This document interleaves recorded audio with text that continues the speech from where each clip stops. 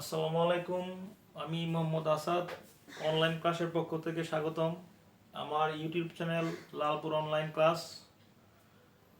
এই ইউটিউব চ্যানেলটা তোমরা সাবস্ক্রাইব করবে, কারণ এই চ্যানেলে তোমাদের গুরুত্বপূর্ণ অঙ্ক দেওয়া হয়, যে অঙ্কগুলো সাধারণত অন্য চ্যানেলে দেওয়া হয় না।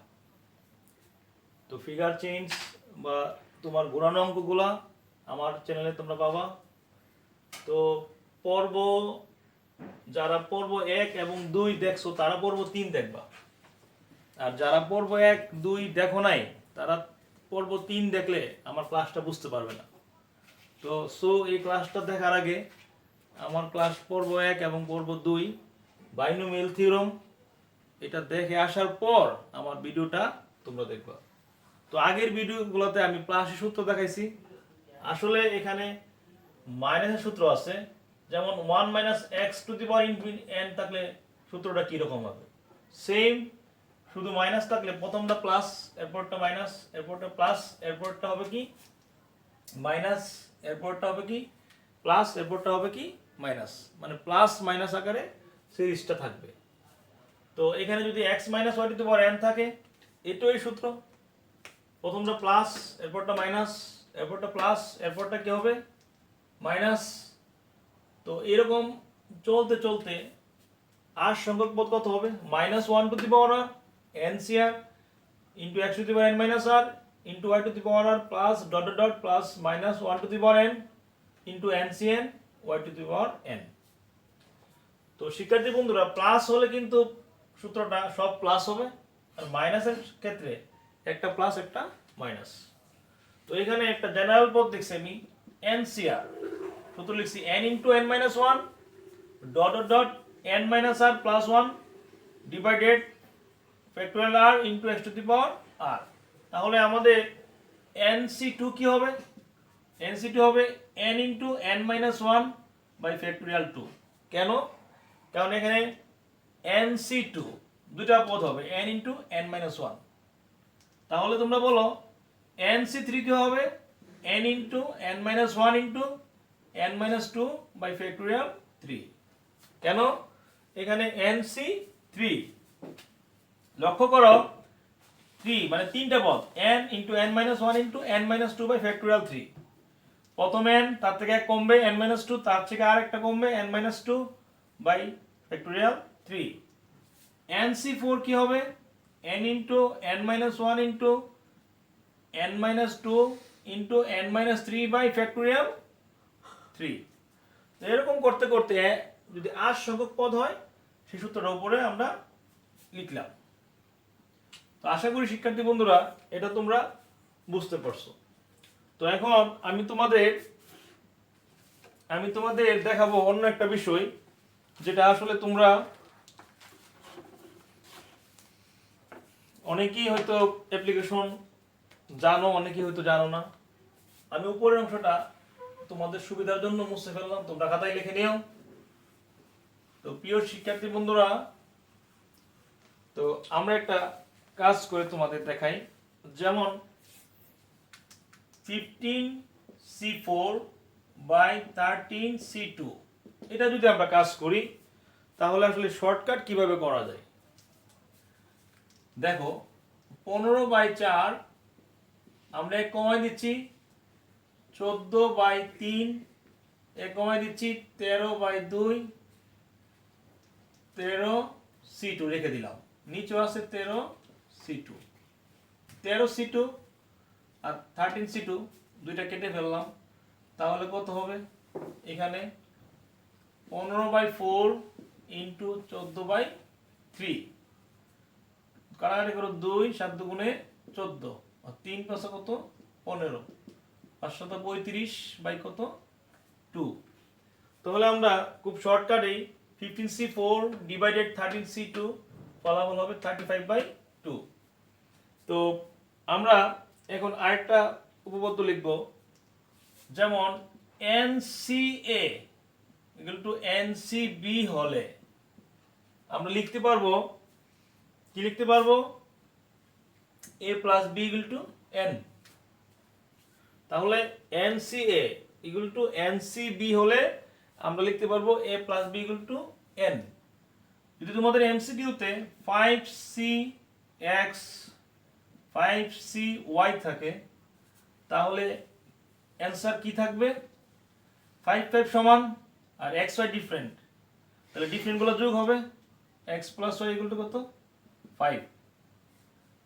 অর্থাৎ তোমাদের অপশনে x + y = কি থাকবে? 5 থাকবে।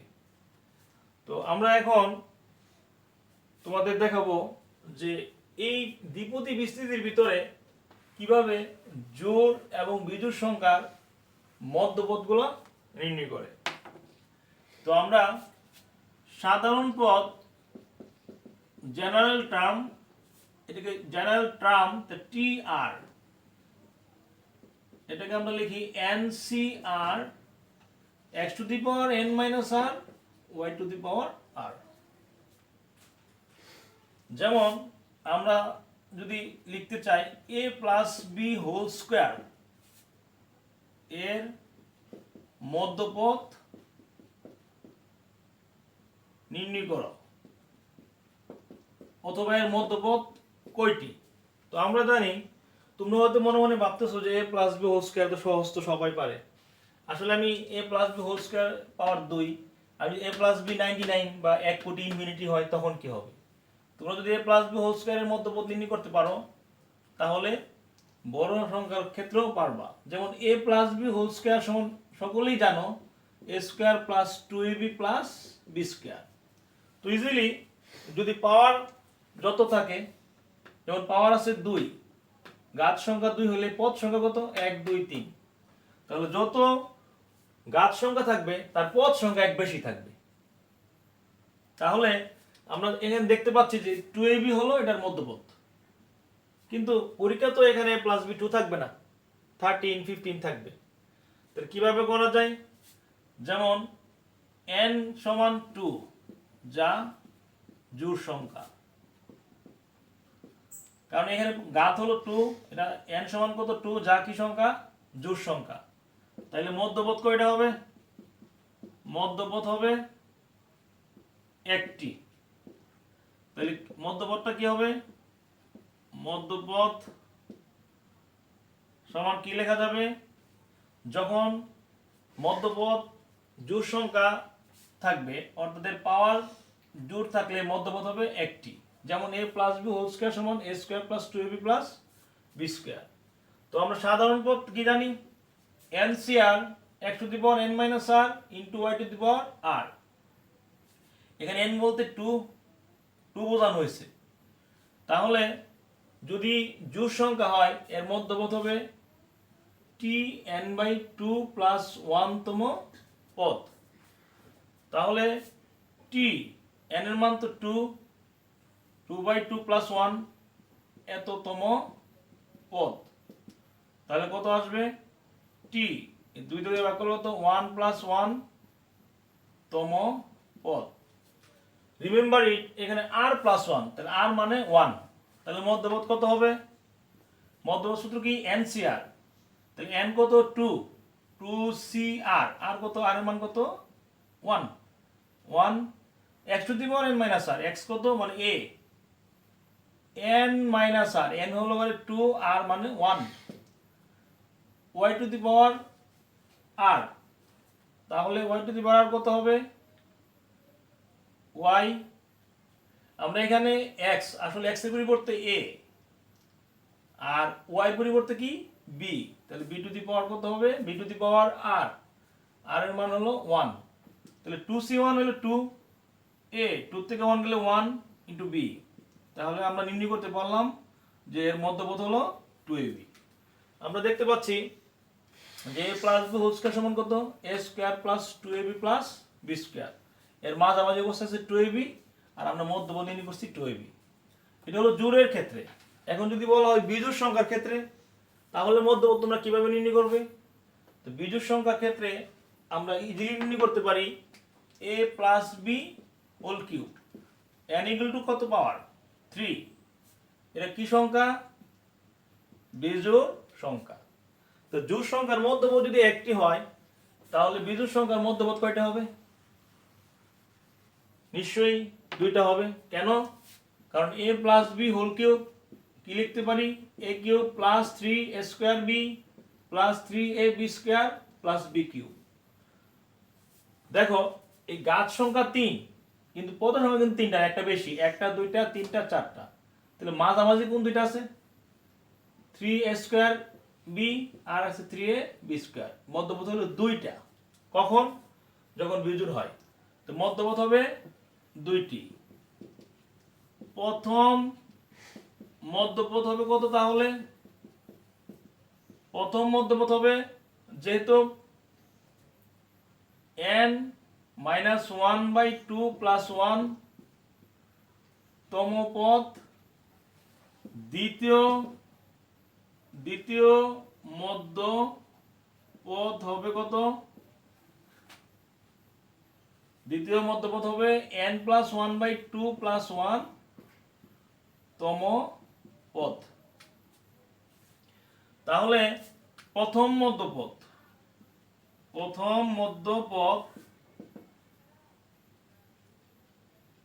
t n minus 1/2 প্লাস 1, তাহলে t n মানে হলো 3 minus 1/2 প্লাস 1 কত আসছে t 3 তে গেলে 2/2 প্লাস 1, তাহলে মধ্যপথ কত 2 তে ভাগ করলে কত 1 প্লাস 1, তাহলে হিয়ার এটা হলো r এর মান। তাহলে আমরা সূত্র জানি কি, সাধারণ পদ NCR x two the power n minus r into y two the power r। তাহলে এখানে r এর মান 1 আর n এর মান হবে 3, তাহলে 3CR a two the power 3 minus r into b two the power r। 3 1 হলো 3, a 3 1 হলো 2 আর আছে সাথে b, তাহলে একটা মধ্যপথ পাইছি 3a স্কয়ার b। তোমরা দেখো এখানে একটা মধ্যপথ মিলে গেছে।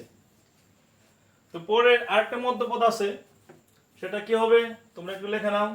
দ্বিতীয় মধ্যপথটা কি হবে, এটা আমি মুছে ফেলি। তো দ্বিতীয় মধ্যপথ হবে কত?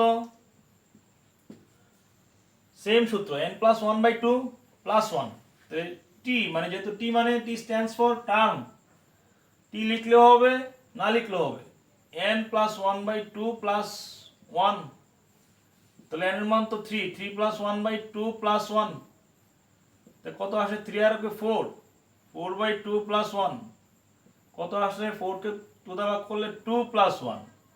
রিমেম্বার ইট, r সমান এখানে 2 আর n সমান কত? n সমান হলো 3। সূত্র কি? NCR মানে 3C আর r মানে 2 a two the power n minus r, n কত 3 r হলো 2 into b two the power r, b r মান হলো 2, 3C2 হলো 3, a 3 থেকে 2 গেলে 1 লিখতে হয় না, b স্কয়ার। শিক্ষার্থী বন্ধুরা দেখো দ্বিতীয় মধ্যপথ 3ab স্কয়ার, এটা আমরা পাইলাম। তো আসলে জোড় এবং বিজোড়ের রুলস শিখাইলাম তোমাদের। তোমরা পরীক্ষার সময় a প্লাস b 99 ও পারবা, যেহেতু 99 বিজোড়, a প্লাস b 100 পারবা, কারণ 100 কি জোড়। এই নিয়ম করবা। আশা করি যদি তোমরা আমার বেসিক ক্লাসটা পর্ব 1 পর্ব 2 পর্ব 3 দেখো, তোমাদের বাইনোমিয়াল থিওরাম হায়ার ম্যাথে আর কখনো সমস্যা হবে না। বিশ্বাস না হলে আমার ভিডিওটা একবার দেখতে পারো। তো সবাই ভালো থাকো, সবাই আমার online class Lalpur online class এই চ্যানেলটাকে সাবস্ক্রাইব করবে, তাহলে অত্যন্ত মজার অঙ্ক পাবে এবং তোমাদের পরীক্ষায় শতভাগ তোমরা পরীক্ষায় যত জটিল কোশ্চেন আছে সলভ করতে পারবে। সবাই ভালো থাকো, আসসালামু আলাইকুম।